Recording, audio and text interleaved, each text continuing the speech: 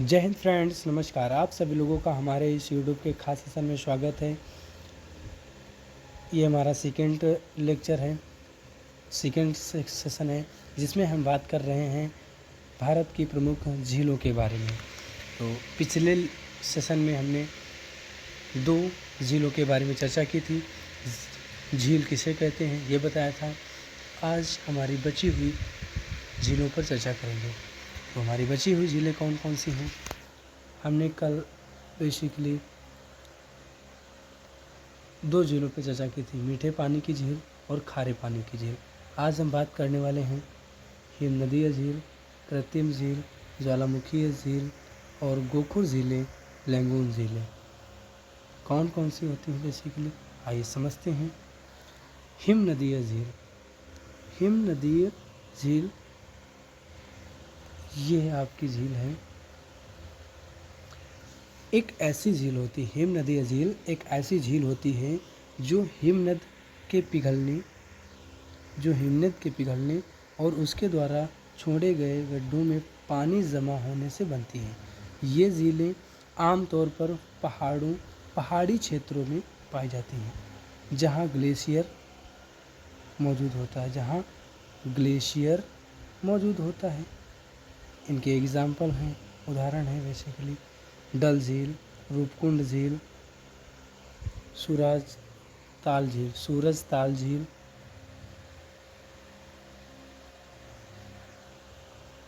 अगली है आपकी कृत्रिम झील। कृत्रिम झील बेसिकली वह झील होती है जो प्राकृतिक रूप से नहीं बनती है, जिसे मानव द्वारा निर्मित किया जाता है। मानव द्वारा निर्मित की गई हर एक वस्तु को हम कृत्रिम कहते हैं। कृत्रिम झील।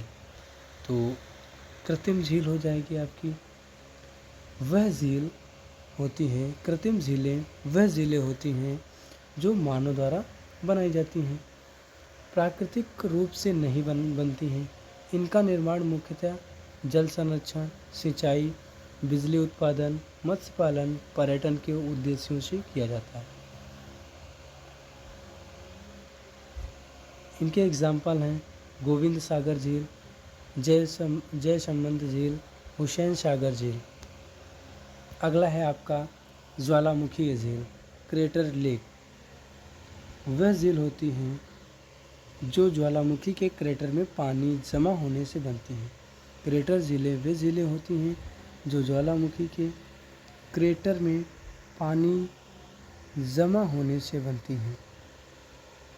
ये झील तब बनती हैं जब एक सक्रिय ज्वालामुखी शिखर फटने या धंसने से एक गहरे गड्ढे का निर्माण होता है और उस गड्ढे में पानी जमा हो जाता है। इनके एग्जाम्पल हैं लोनार झील, क्रेटर लेक आदि। अगली आपकी है गोखुर झील। गोखुर झील वे झीलें होती हैं जो नदी के मार्ग बदलने, जब नदियाँ अपना मार्ग बदलती हैं तो ये झीलें बनती हैं। क्या है कि वे झीलें जो नदी के मार्ग बदलने के कारण बनती हैं, जब कोई नदी अपने बहाव के दौरान मोड़ बनाती है। क्या बनाती है? मोड़ बनाती है और बाद में वह मोड़ मुख्य धारा से कट जाती है। मुख्य धारा जब बहती है धीरे धीरे कट जाती है तो वहाँ एक झील बन जाती है जिसे गोखुर झील कहते हैं।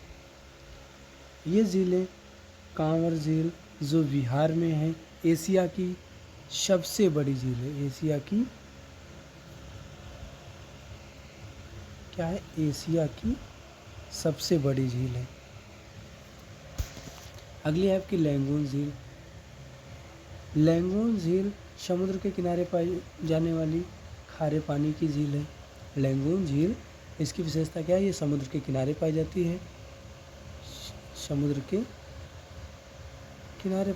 है।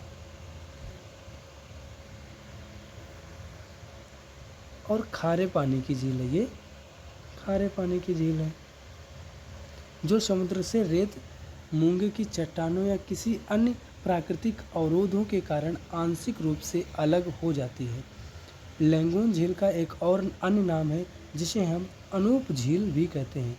लैंगून झील का अन्य नाम क्या है, जिसे हम अनूप झील भी कहते हैं। इसका अन्य नाम या दूसरा नाम अनूप झील है।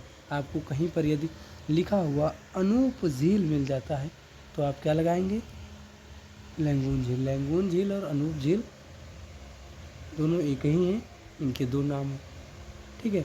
इनके उदाहरण हैं चिल्का झील, पुलिकट झील, वेम्बनाड झील।